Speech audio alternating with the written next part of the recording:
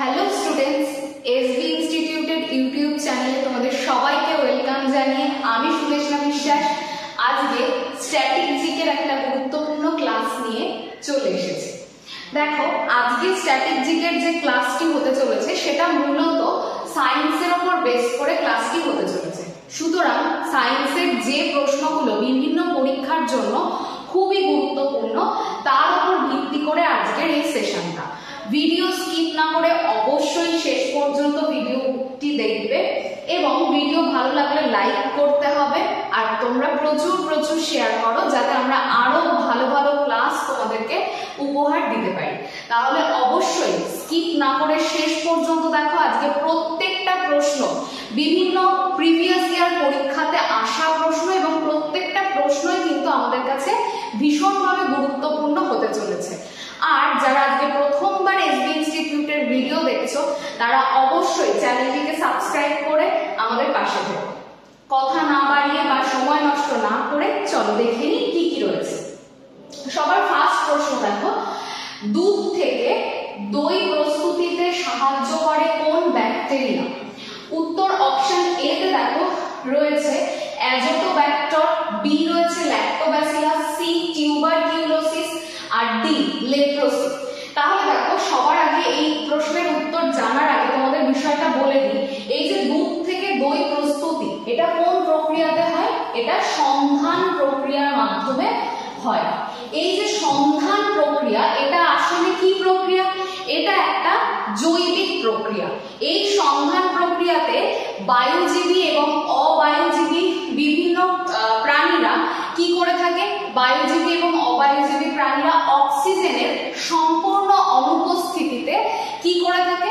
অক্সিজেনের অনুপস্থিতিতে গ্লুকোজকে ভেঙে বা গ্লুকোজকে জারিত করে দুটো উপাদান তৈরি করে। একটা হচ্ছে ইথাইল অ্যালকোহল আর একটা হচ্ছে ল্যাকটিক অ্যাসিড। এই দুটো উপাদান এরা প্রস্তুত করে গ্লুকোজকে জারিত করে, আর তার সঙ্গে কার্বন ডাই অক্সাইড কিন্তু মুক্ত করে। তাহলে এটা ভালোভাবে বুঝে নেবে যে এই সন্ধান প্রক্রিয়া কিন্তু দু ধরনের হয়। একটা হচ্ছে সন্ধান প্রক্রিয়ার একটা ভাগ হচ্ছে কোহল সন্ধান, আরেকটা হচ্ছে ল্যাকটিক অ্যাসিড সন্ধান। তাহলে এই দুটো ভাগে সন্ধান প্রক্রিয়া কিন্তু বিভক্ত। তাহলে কোহল সন্ধানটাতে মূলত কি হয়? আমরা এই যে বেকারি আইটেম গুলো খাই, কেক, পাউরুটি, বিস্কুট, এই জাতীয় যে সমস্ত জিনিসগুলো রয়েছে, তারপরে দেখো তারি, যেটা আর কি তোমার রস থেকে, তালের রস, এগুলো থেকে তৈরি হয়, যে সেই তারিটা প্রস্তুতিতেও কিন্তু সাহায্য করে এই কোহল সন্ধান প্রক্রিয়া। মূল বিষয় কি? কোহল সন্ধানের মূল বিষয় কি? এই প্রক্রিয়াটাতে কি করে? অক্সিজেনের অনুপস্থিতিতে বায়ুজীবী এবং অবায়ুজীবী প্রাণীরা এরা কি করছে? এরা কিন্তু গ্লুকোজটাকে জারিত করে ইথাইল অ্যালকোহল তৈরি করছে। তাহলে এটা একটা প্রক্রিয়া। আরেকটা নাম শুনে বুঝতে পারছো যে ল্যাকটিক অ্যাসিড যে সন্ধান, সেটা কি হবে? সেটা হচ্ছে গ্লুকোজকে জারিত করে তৈরি হচ্ছে কিন্তু ল্যাকটিক অ্যাসিড। এটাই হচ্ছে ল্যাকটিক অ্যাসিড সন্ধান প্রক্রিয়া। তাহলে সবার প্রথম কথা, দুধ থেকে দই প্রস্তুতি হচ্ছে কোন সন্ধান প্রক্রিয়াতে? অবশ্যই মনে রাখবে এই ল্যাকটিক অ্যাসিড সন্ধান প্রক্রিয়াতে দুধ থেকে কিন্তু দই প্রস্তুতি হচ্ছে। এবার কথা হচ্ছে এখানে কোনটা রাইট অ্যান্সার হবে? প্রত্যেকেই আমরা জানি ল্যাক্টোব্যাসিলাস। এই যে ল্যাক্টোব্যাসিলাস, এই ব্যাকটেরিয়াটা সাহায্য করে দুধ থেকে দই, পনির, চিজ, ছানা, এই জাতীয় যা যা উপাদান রয়েছে সেগুলো প্রস্তুতিতে। তাহলে ল্যাকটিক অ্যাসিড সন্ধান প্রক্রিয়াতে ল্যাক্টোব্যাসিলাস ব্যাকটেরিয়া কিন্তু দুধ থেকে দই, চিজ, পনির, ছানা এগুলো প্রস্তুত করে। পরের প্রশ্ন দেখো, বলছে নিম্নলিখিত কোনটি ভাইরাস ঘটিত রোগ? অপশন এ তে রয়েছে নিউমোনিয়া, বি তে রয়েছে প্লেগ, সি তে রয়েছে কলেরা, ডি তে রয়েছে ডেঙ্গু জ্বর। তাহলে দেখো কোনটা রাইট অ্যান্সার হবে? কোনটা ভাইরাস ঘটিত রোগ? প্রথমে আগে দেখবো নিউমোনিয়ার কথা।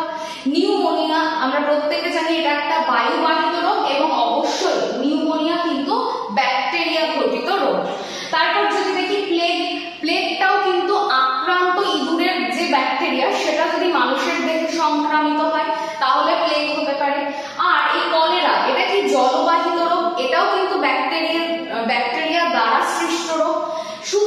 এখানে অপশন বি হয়ে যাবে রাইট অ্যান্সার, ডেঙ্গু জ্বর। এটাই কিন্তু ভাইরাস ঘটিত রোগ। আর এখানকার ভাইরাসটার নাম কি, সেটা হচ্ছে ফ্ল্যাভি ভাইরাস। ভালোভাবে মনে রাখবে, ভাইরাসটার নাম হচ্ছে ফ্ল্যাভি ভাইরাস। তাহলে নিম্নলিখিত কোনটা ভাইরাস ঘটিত রোগ? ডেঙ্গু জ্বরটা ভাইরাস ঘটিত রোগ। এটা ফ্ল্যাভি ভাইরাসের মাধ্যমে হয়। আর কে বাহক হিসেবে কাজ করে? সেটা হচ্ছে স্ত্রী এডিস মশা এই ভাইরাসটাকে কিন্তু বহন করে। তারপর দেখো পরের যে বিষয়টা, সেটা কি রয়েছে, আরশোলার শ্বাসঅঙ্গের নাম কি? অপশন এ তে রয়েছে ট্রাকিয়া, বি তে রয়েছে ফুসফুস, সি ম্যালপিজিয়ান কনিকা, ডি তে রয়েছে ফুলকা। তাহলে এখানে রাইট অ্যান্সার হয়ে যাবে অপশন এ, ট্রাকিয়া হচ্ছে আরশোলার শ্বাস অঙ্গ। পরের প্রশ্নটা দেখে নেব আমরা। দেখো মানব দেহের সর্ববৃহৎ গ্রন্থির নাম কি?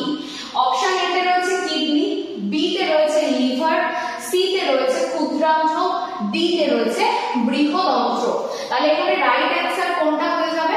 দেখো মানব দেহের সর্ববৃহৎ গ্রন্থি আমরা প্রত্যেকে জানি, যখন আমরা পৌষ্টিক গ্রন্থিগুলো পড়ে থাকি তখন আমরা মোটামুটি ভাবে প্রায় সবাই করি যে যকৃৎ বা লিভার।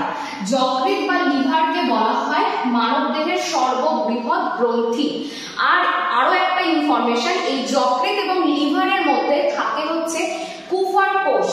নাম কি বললাম? কুফার কোষ। যকৃৎ এবং লিভারের মধ্যে থাকে কুফার কোষ। এই কোষটা কি করছে? বিভিন্ন ব্যাকটেরিয়াদেরকে কিন্তু ধ্বংস করতে সাহায্য করছে। তাহলে যকৃৎ বা লিভারে থাকছে হচ্ছে কুফার কোষ, যেটা ব্যাকটেরিয়াদেরকে কি করে থাকে? ধ্বংস করে থাকে। পরের প্রশ্নটা দেখে নেব। পরের প্রশ্ন কি বলছে দেখো, বলছে যে খাদ্যে প্রোটিন ও ক্যালোরির অভাবে কোন রোগ হয়?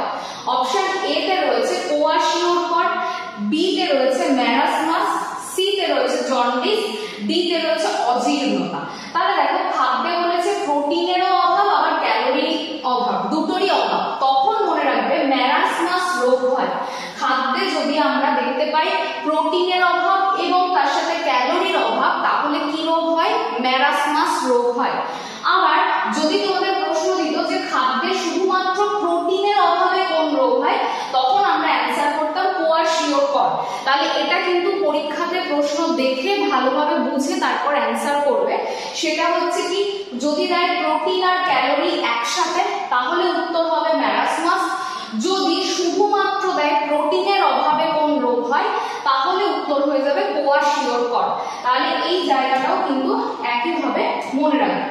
পরেরটা দেখো, পিত্তরস কোন গ্রন্থি থেকে নির্গত হয়? অপশন এ তে রয়েছে পাক গ্রন্থি, বি অগ্নাশয় রয়েছে, সি লালা গ্রন্থি এবং ডি যকৃৎ।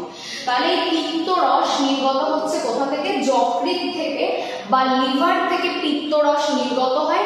এটা এই পিত্তরসটা হালকা সবুজ বর্ণের একটা রস, যেটা গিয়ে জমা হচ্ছে কোথায়? গল ব্লাডারে বা পিত্তথলিতে গিয়ে জমা হচ্ছে। তাহলে ভালোভাবে মনে রাখবে, পিত্তরস নিঃসৃত হয় যকৃৎ থেকে এবং সেটা গিয়ে পিত্তথলি বা গল ব্লাডারে গিয়ে সঞ্চিত হয়।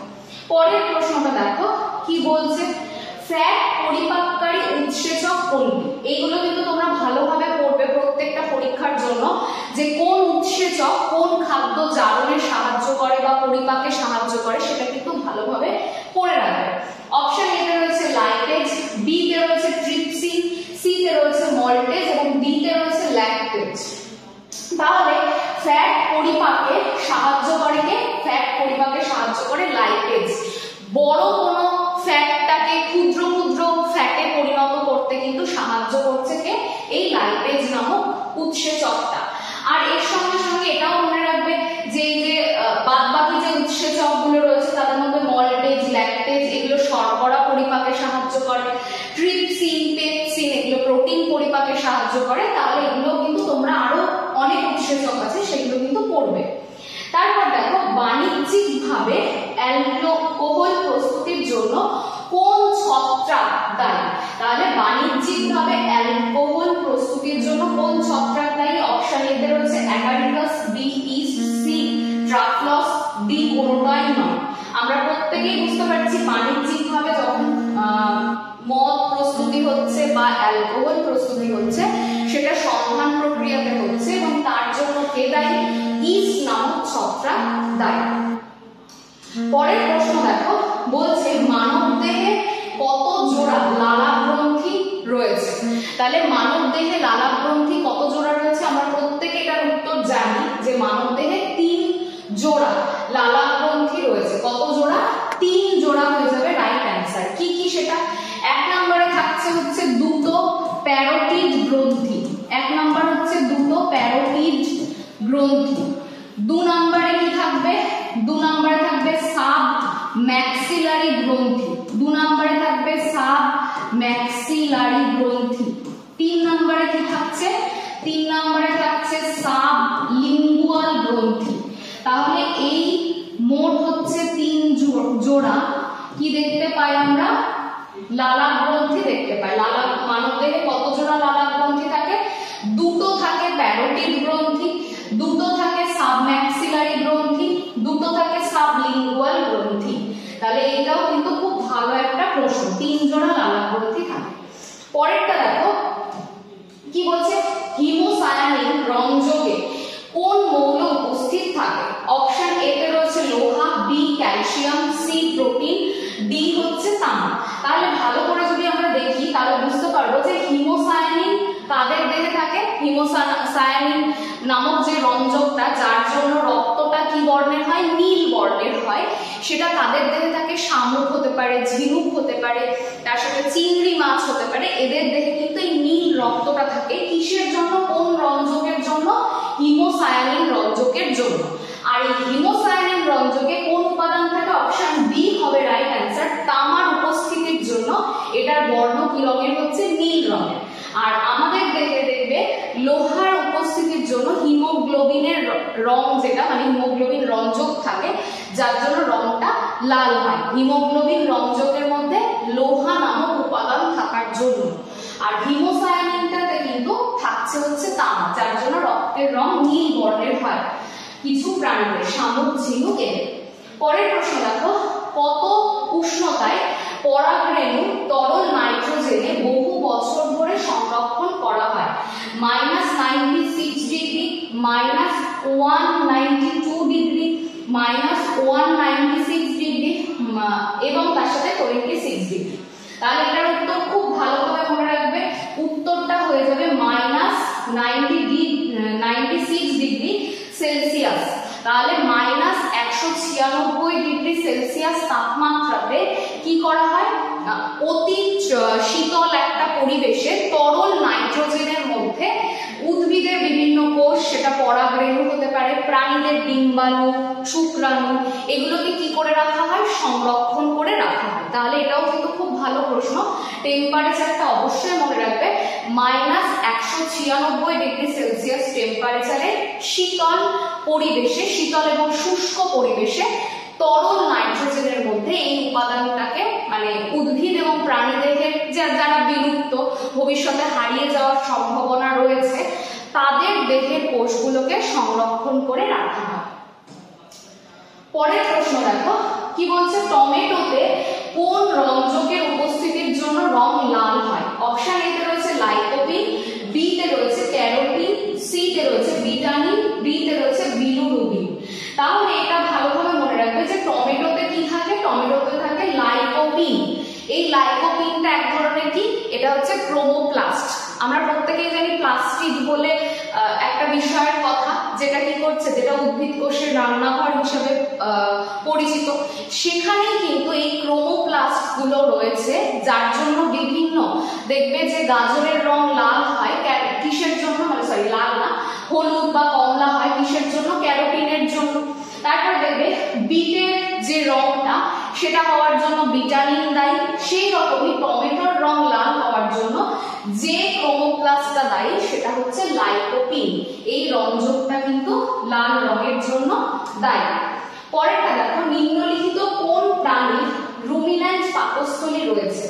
এইটা মনে রাখবে যে যত আমাদের রয়েছে মানে যত তৃণভোজী প্রাণী রয়েছে প্রত্যেকেরই কিন্তু রুমিন্যান্ট পাকস্থলী রয়েছে। এরা কি করছে? একবার খাদ্যটাকে খাচ্ছে, আবার সেই খাদ্যটাকে কিন্তু পরবর্তীকালে পুনরায় আবার জাবর কেটে ওটাকে খাদ্য হিসেবে গ্রহণ করছে। তাহলে এই রুমিন্যান্ট পাকস্থলী সমস্ত তৃণভোজী প্রাণীদের থাকে, সেটা গরু হতে পারে, ছাগল হতে পারে, হরিণ হতে পারে।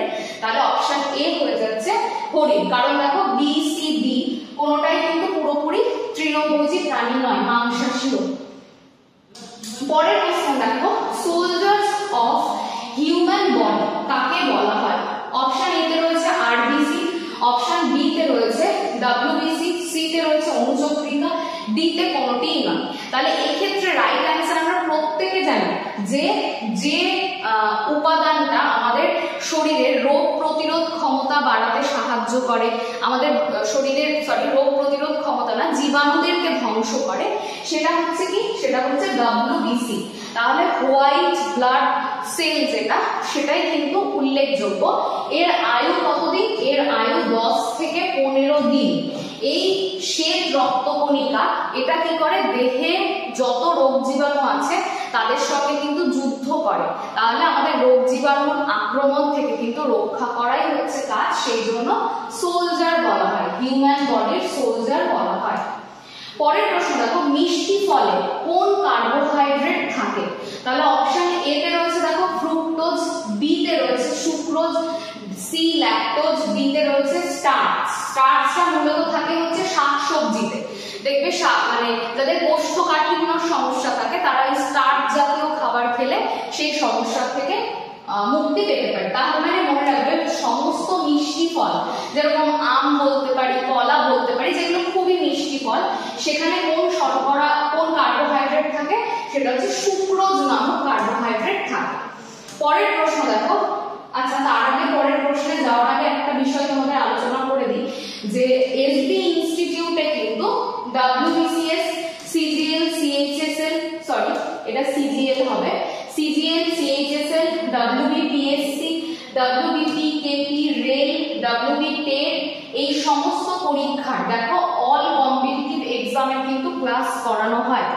যারা যারা আমাদের অফলাইন ব্যাচে ভর্তি হতে চাইছো তারা অবশ্যই ইনস্টিটিউটের নাম্বারে ফোন করে যোগাযোগ করতে পারো বা হোয়াটসঅ্যাপ করে যোগাযোগ করতে পারো আমাদের সঙ্গে। আর দেখো আরো একটা কথা, যেখানে প্রচুর অ্যাডমিশন ফিস, প্রচুর অর্থ খরচ করে সমস্ত জায়গায় পড়তে হয়, সেখানে যাতে সবাই পড়ার সুযোগটা পায়, শুধু সেই জন্য সবাই যাতে পড়ার সুযোগ পায় তার জন্য কিন্তু একদম স্বল্প খরচে এবং মাসিক একটা ফিজের মাধ্যমেই কিন্তু আমরা এখানে পড়ানোর ব্যবস্থা করেছি। আর তার সাথে দেখো সম্পূর্ণ হাতে লেখা, আমাদের প্রত্যেকটা ক্লাসের পর কিন্তু হাতে লেখা যে নোটস গুলো সেগুলো আমরা ফ্রিতে প্রোভাইড করে থাকি। তাহলে এর থেকে সুবিধা, আমাদের ফোনেও পড়তে হচ্ছে না, সম্পূর্ণ একদম আমরা নিজেরা বাড়িতে পড়ে গিয়ে ভালোভাবে স্টাডি করতে পারছি। তাহলে এইভাবে কিন্তু পড়ানো হয়, এটা আড়ংঘাটাতে অবস্থিত। তাহলে যারা যারা যোগাযোগ করতে চাইছো অবশ্যই তোমরা যোগাযোগ করতে পারো। তারপরেরটা দেখো, মনোকুলার ভিশন কোন প্রাণীর দেখা যায়? তাহলে অপশন এ তে রয়েছে গরু, বি বানর, সি পেঁচা, ডি বাজপাখি। মনোকুলার ভিশন মানে কি? আমার যদি দুটো চোখ থাকে, তো যে প্রাণীর হোক দুটো চোখে দুটো আলাদা আলাদা বস্তুর প্রতিবিম্ব তৈরি হয়। আর যদি বাইনোকুলার ভিশন বলি তাহলে দুটো চোখেই একই বস্তু, যেরকম মানুষ, আমরা কি দুটো চোখে আলাদা আলাদা জিনিসের প্রতিবিম্ব দেখি? কোনোদিনই না, আমরা দুটো চোখ দিয়ে একটা জিনিসের প্রতিবিম্ব আমাদের তৈরি হয়। তাহলে এক্ষেত্রে মনে রাখবে গরু, এইটা হবে রাইট অ্যান্সার। এদের কি থাকে? এদের মানে দুটো চোখে আলাদা আলাদা ভাবে যখন প্রতিবিম্ব তৈরি হয় সেই ইয়েটা কিন্তু ওদের থাকে। তাহলে দুটো চোখে আলাদা আলাদা প্রতিবিম্ব তৈরিতে সক্ষম হচ্ছে এখানে গরু, যে কটা অপশন হচ্ছে। বাকিরা প্রত্যেকে বাইনোকুলার ভিশন থাকে, এদের দুটো চোখেই একটাই বস্তুর প্রতিবিম্ব তৈরি হয়। পরের প্রশ্ন দেখো, বলছে কোন রোগের ফলে দূরের বস্তুর দৃষ্টি ব্যাহত হয়? এটা মোটামুটি আমরা অনেকেই জানি। অপশন এ তে রয়েছে ক্যাটারাক্ট, বি তে রয়েছে মায়োপিয়া, সি তে রয়েছে হাইপারমেট্রোপিয়া, আর ডি তে রয়েছে প্রেসবায়োপিয়া। তাহলে এক্ষেত্রে ভালোভাবে মনে রাখবে এই উত্তরটা রাইট, কোশ্চেনটার রাইট অ্যান্সার হবে কিন্তু মায়োপিয়া। দেখবে যাদের মায়োপিয়া থাকে তারা দূরের বস্তুগুলোকে ভালো করে দেখতে পায় না, সেই জন্য দেখো দূরের বস্তুর দৃষ্টি কি হয়? ব্যাহত হয় মায়োপিয়ার জন্য। এর জন্য কি প্রয়োজন হয়? এর জন্য প্রয়োজন হয় অবতল লেন্স।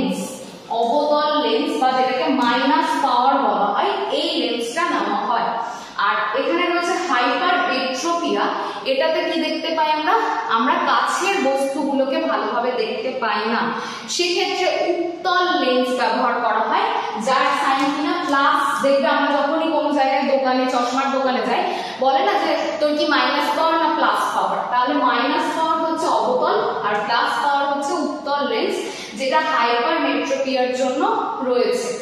তারপরে প্রশ্ন দেখো, রয়েছে নিম্নলিখিত বায়ুবাহিত রোগ কোনটি? অপশন এ তে রয়েছে ডেঙ্গু জ্বর, বি জল বসন্ত, সি হাম, ডি গোল। তাহলে এখানে দেখো, যদি আমরা দেখি বায়ুবাহিত রোগ, তাহলে উত্তর হয়ে যাচ্ছে কোনটা? উত্তর হয়ে যাচ্ছে হাম। এটা হচ্ছে একটা বায়ুবাহিত রোগ, আর এগুলো বাদবাকি কিন্তু কোনোটাই বায়ুবাহিত রোগ নয়, তাহলে হাম হয়ে যাবে রাইট অ্যান্সার বায়ুবাহিত রোগে। পরের প্রশ্নটা দেখো কি রয়েছে, পৌষ্টিক নালীর দীর্ঘতম অংশ কোনটি? অপশন দেখো, এখানে সবকটাই পৌষ্টিক নালীর অংশ, আমরা প্রত্যেকে পৌষ্টিক নালীর অংশগুলো জানিও। তাহলে মুখগহ্বর, গলবিল, ব্রাশনালী, ক্ষুদ্রান্ত্র, এরপরে কি রয়েছে? এরপরে রয়েছে বৃহদন্ত্র। তাহলে তাদের মধ্যে কোনটা রাইট অ্যান্সার হবে? পৌষ্টিক নালীর দীর্ঘতম অংশ বললে বলতে হবে ক্ষুদ্রান্ত্র। তাহলে ক্ষুদ্রান্ত্র হচ্ছে পৌষ্টিক নালীর দীর্ঘতম অংশ, তাহলে এটা ভালোভাবে পড়ে রাখবে। পরের কোশ্চেন দেখো কি বলছে, বলছে কোন অঙ্গকে জৈব রসায়নাগার বলা হয়? মানে এটা এমন একটা জায়গা যেখানে সবসময় কোনো না কোনো বিক্রিয়ামূলক কাজকর্ম হতেই থাকছে। তাহলে এখানে অপশন এ তে রয়েছে কিডনি, বি তে রয়েছে যকৃৎ, সি পাকস্থলী, ডি বৃহদন্ত্র। তাহলে এখানে উত্তর হয়ে যাবে কি? উত্তর হবে যকৃৎ। তাহলে সমস্ত সময় এখানে কি চলতে থাকে? বিভিন্ন জৈব রাসায়নিক প্রক্রিয়াগুলো চলতে থাকে, সেই জন্য এটাকে বলা হয় জৈব রসায়নাগার। পরের প্রশ্ন দেখো, জলে দ্রবণীয় ভিটামিনের নাম কি? তাহলে জলে দ্রবণীয় ভিটামিনের নামের মধ্যে দেখো অপশন এ তে রয়েছে ভিটামিন এ, বি তে রয়েছে ভিটামিন বি, সি তে রয়েছে ভিটামিন ই এবং ডি তে রয়েছে ভিটামিন সি। তাহলে জলে দ্রবণীয় ভিটামিন বললে মনে রাখবে ভিটামিন সি হয়ে যাবে রাইট অ্যান্সার, যার অভাবে স্কারভি রোগ হয়। তাহলে ভিটামিন সি আর ভিটামিন বি কমপ্লেক্স এই দুটোই একমাত্র জলে দ্রবণীয় ভিটামিন, বাদ বাকিগুলো কিন্তু প্রত্যেকটাই ফ্যাট বা স্নেহ পদার্থে দ্রবণীয় ভিটামিন, মানে বাদ বাকিগুলো। আর বি কমপ্লেক্সও কিন্তু জলে দ্রবণীয় ভিটামিন। পরেরটা দেখো কি বলছে, নিম্নলিখিত কোন উদ্ভিদের র্যাফাইড দেখা যায়? প্রথম কথা হচ্ছে আগে র্যাফাইডটা কি? র্যাফাইড হচ্ছে উদ্ভিদেরই কিন্তু রেচন পদার্থ, যেটা ধাতব কেলাসের আকারে সঞ্চিত হয়। যেরকম আমরা দেখি না বট গাছের ঝুড়ি নামে, ওটাও কিন্তু এক ধরনের রেচন পদার্থ। তারপরে দেখো আরো কয়েকটা জিনিস, যেরকম আমরা দেখি ওল, কচু, এগুলো খেলে আমাদের গলা মানে গলার মধ্যে একটা ইচিং বা চুলকানি হতে শুরু করে। এই যে ওল এবং কচু, এর মধ্যেও কিন্তু খুব সূক্ষ্ম সূক্ষ্ম র্যাফাইড রয়েছে, যেগুলো কি করে আমাদের গলার মধ্যে থাকা মিউকাসে গিয়ে আটকে যায় এবং তার ফলে কিন্তু সেখানে একটা প্রদাহ তৈরি করে। এটাকে প্রশমনের জন্য দেখবে আমরা লেবু বা তেঁতুল জাতীয় বিভিন্ন জিনিস কিন্তু খাদ্য হিসেবে গ্রহণ করি। তাহলে এর সাথে মনে রাখবে শুধু ওল কচু না, কচুরি পান এটারও কিন্তু র্যাফাইড রয়েছে। তাহলে ওল, কচু, কচুরি পানা এগুলোর প্রত্যেকটার মধ্যে র্যাফাইড থাকে, এই জিনিসটা ভালোভাবে মনে রাখবে। পরেরটা দেখো কি বলছে, মানব দেহের সর্বপ্রধান রেচন অঙ্গ কোনটি? এখানে দেখো সবকটাই কিন্তু মানব দেহের রেচন অঙ্গ, কিন্তু 75% অ্যাক্টিভলি কাজ করে কোন রেচন অঙ্গ? অপশন এ তে যেটা রয়েছে বৃক্ক বা কিডনি বলে থাকি, এটাই কিন্তু প্রধান আমাদের রেচন অঙ্গ। বাদ বাকি যকৃৎ, ফুসফুস, ত্বক এই দুটো কিন্তু রেচন অঙ্গেরই অন্তর্গত, কিন্তু মনে রাখবে বৃক্ক কিন্তু সবথেকে প্রধান রেচন অঙ্গ। পরের কোশ্চেন দেখো কি বলছে, সুষম খাদ্যে কার্বোহাইড্রেট, প্রোটিন ও ফ্যাটের অনুপাত কত থাকে? তাহলে এটার ক্ষেত্রে ভালোভাবে মনে রাখবে, আগে বলা হতো দুধকে সুষম খাদ্য, কিন্তু বর্তমানে দেখা গেছে দুধের মধ্যে কিছু পদার্থের অভাব রয়েছে, যেরকম লোহা, তারপরে দেখবে যে কিছু ভিটামিন জাতীয় পদার্থ, এগুলোর কিন্তু অভাব রয়েছে। সেই জন্য মনে রাখবে যে কোনো সুষম খাদ্যে কার্বোহাইড্রেট হতে হবে কত? 7, প্রোটিন 1 এবং ফ্যাট 2। তাহলে এই অনুপাতে যদি কোথাও কোনো খাদ্যে থাকে কার্বোহাইড্রেট, প্রোটিন এবং ফ্যাট, তাহলে সেটা হয়ে যাবে সুষম খাদ্য। পরের কোশ্চেনটা দেখো কি বলছে, শামুক এবং ঝিনুক এরা কোন পর্বের প্রাণী? শামুক এবং ঝিনুক এরা কোন পর্বের প্রাণী? অপশন এ তে রয়েছে Echinodermata, Arthropoda, C Mollusca, D Porifera. আমরা এটা ছোটবেলা থেকে প্রত্যেকে জানি যে শামুক এবং ঝিনুক এরা হচ্ছে মোলাস্কা পর্বের অন্তর্গত প্রাণী। পরের প্রশ্ন দেখো বলছে নিম্নলিখিত কার মধ্যে শৈবাল ও ছত্রাক প্রজাতির সহাবস্থান দেখা যায়? তাহলে কোনটা হবে? অপশন এ তে দেখো ইস্ট রয়েছে, বি ইস্ট অলরেডি আমরা জানি শুধুই ছত্রাক, বি লাইকেন, সি শুষ্মিসা, ডি সায়ানোব্যাকটেরিয়া। এখানে মনে রাখবে লাইকেন হয়ে যাবে রাইট অ্যান্সার। লাইকেনের মধ্যে দুটোরই বৈশিষ্ট্য থাকে, মানে শৈবাল এবং ছত্রাক দুটোরই কিন্তু বৈশিষ্ট্য লাইকেনে থাকে। লাইকেন কিন্তু মদ প্রস্তুতিতে সাহায্য করে।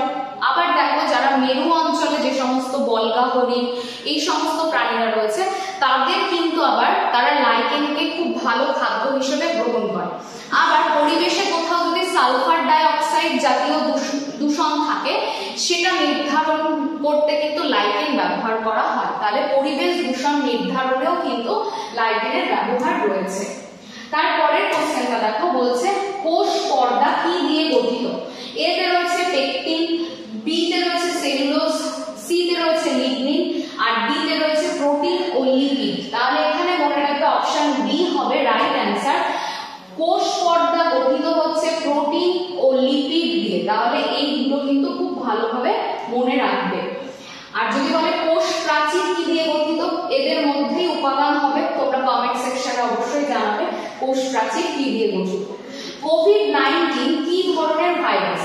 ডিএনএ যুক্ত, আরএনএ যুক্ত, নাকি এর মধ্যে ডিএনএ এবং আরএনএ দুটোরই বৈশিষ্ট্য রয়েছে, নাকি কোনোটিই নয়? মনে রাখবে কোভিড-19 এই যে ভাইরাসগুলো রয়েছে এগুলো প্রত্যেকটা হচ্ছে আরএনএ যুক্ত ভাইরাস। তাহলে ইনফ্লুয়েঞ্জার ভাইরাস এগুলো সব আরএনএ যুক্ত, মানে একতন্ত্রী। আর ডিএনএ হচ্ছে দ্বিতন্ত্রী। তাহলে ডিএনএ যুক্ত নয়। ডিএনএ আমাদের কি নির্ধারণে সাহায্য করে? ডিএনএ হচ্ছে আমাদের বংশগতি, মানে জিনটাকে বহন করতে সাহায্য করে। তাহলে কোভিড-19 কিন্তু আরএনএ যুক্ত এক ধরনের ভাইরাস। পরেরটা দেখো কি বলছে, সোডিয়াম বাইকার্বনেটের ব্যবহার করবে।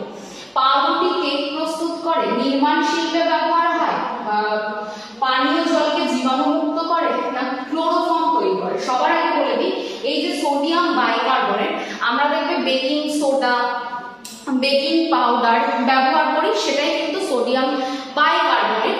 এটা প্রধানত কি তৈরি করছে? তাহলে বেকিং সোডা, বেকিং পাউডার এগুলো দিয়ে আমরা পাউরুটি, কেক, বিস্কুট, যেগুলো বেকারি বিস্কুট এগুলো তৈরি হয়। আর নির্মাণ শিল্পে কি ব্যবহার করি আমরা? প্লাস্টার অফ প্যারিস ব্যবহার করি, পানীয় জলকে জীবাণুমুক্ত এবং ক্লোরোফর্ম তৈরিতে আমরা কি ব্যবহার করি সেটা কিন্তু তোমরা অবশ্যই জানিয়ে দেবে যে এই দুটো থেকে এই জীবাণুমুক্ত করতে আর ক্লোরোফর্ম তৈরি করতে আমরা কি ব্যবহার করি। তারপর পরের প্রশ্ন দেখো, ডায়াবেটিস ইনসিপিডাস এর জন্য কোন হরমোন দায়ী? অপশন এ তে রয়েছে থাইরক্সিন, বি তে রয়েছে অক্সিটোসিন, সি তে রয়েছে এডিএইচ আর ডি তে রয়েছে এলটিএইচ। তাহলে মনে রাখবে অপশন সি হয়ে যাবে রাইট অ্যান্সার। তাহলে আমরা অ্যাড্রিনালিন যে হরমোনটা রয়েছে সেটা কিন্তু ডায়াবেটিস ইনসিপিডাসের জন্য দায়ী, মানে যেটাকে বলি আমরা বহুমূত্র রোগ, বারবার যখন মূত্র নিঃসৃত হচ্ছে দেহ থেকে তার জন্য দায়ী। পরের প্রশ্নটা দেখো বলছে ডাটুরিন নামক উপাক্ষার কোন গাছের অংশ থেকে পাওয়া যায়? অপশন এ রয়েছে সর্পগন্ধা। আমরা সর্পগন্ধা থেকে রেসারপিন পাই যেটা উচ্চ রক্তচাপ কমায়, নিকোটিন যেটা পাই তামাক গাছ থেকে, এটা কি করছে? মাদক দ্রব্য রূপে কাজ করে। তারপর দেখো বেলেডোনা যেটা, সেটা অ্যাট্রিপিন গাছের থেকে আমরা পেয়ে থাকি। আর অপশন এ হয়ে যাবে ধূত্র। ধূত্র ফল এবং পাতা, এটা থেকে কি তৈরি হয়? ডাটুরিন, যেটা কি করছে? এই ডাটুরিনটা কোন রোগের নিয়ন্ত্রণ? হাঁপানি। হাঁপানি নিয়ন্ত্রণ করতে কিন্তু এই ডাটুরিনটা ব্যবহার করা হচ্ছে, যেটা ধূত্রা গাছের ফল এবং পাতা থেকে পাওয়া যায়। পরের প্রশ্ন দেখো, পৃথিবীর বৃহত্তম বোটানিক্যাল গার্ডেন কোথায় অবস্থিত? এতে রয়েছে মায়ানমার, বি রয়েছে Sri Lanka, C London, D Russia. মনে রাখবে পৃথিবীর বৃহত্তম বোটানিক্যাল গার্ডেন রয়েছে লন্ডনে। গার্ডেনটার নাম হচ্ছে royal botanical garden, royal botanical garden. তাহলে এটাও ভালো করে মনে রাখবে। এরপর দেখো পরবর্তী প্রশ্ন দেখো। আচ্ছা, এই প্রশ্নটাই ছিল আজকের সেশনের বা আজকের ক্লাসের লাস্ট প্রশ্ন। যদি তোমরা এরকম স্ট্যাটিক জিকে প্লাস সায়েন্সের এমসিকিউ এর সেশন চাও, তোমরা অবশ্যই কমেন্ট সেকশনে জানিও। তোমাদের কমেন্ট, তোমাদের শেয়ার, তোমাদের লাইক প্রত্যেকটার ওপর ভিত্তি করে আমরা নতুন নতুন ক্লাস প্রোভাইড করতে পারবো। আজকে এই পর্যন্তই ভিডিওটি। তাহলে সবাই ভালো থেকো, সুস্থ থেকো। গরমের মধ্যেও বলবো সবাই ভালো থাকবে, সুস্থ থাকার চেষ্টা করবে। আর যারা প্রথমবার আজকে ভিডিও দেখছো তারা অবশ্যই চ্যানেলটিকে সাবস্ক্রাইব করে আমাদের পাশে থেকো। ভালো লাগলে লাইক করো এবং বন্ধুদের সঙ্গে প্রচুর প্রচুর শেয়ার করো, যাতে তোমাদের পাশাপাশি তোমাদের বন্ধু বান্ধবীরাও উপকার পায়। তাহলে এইটা বলেই আজকের ভিডিও শেষ করবো। সবাই সুস্থ থেকো এবং ভালো থেকো। ধন্যবাদ সবাইকে।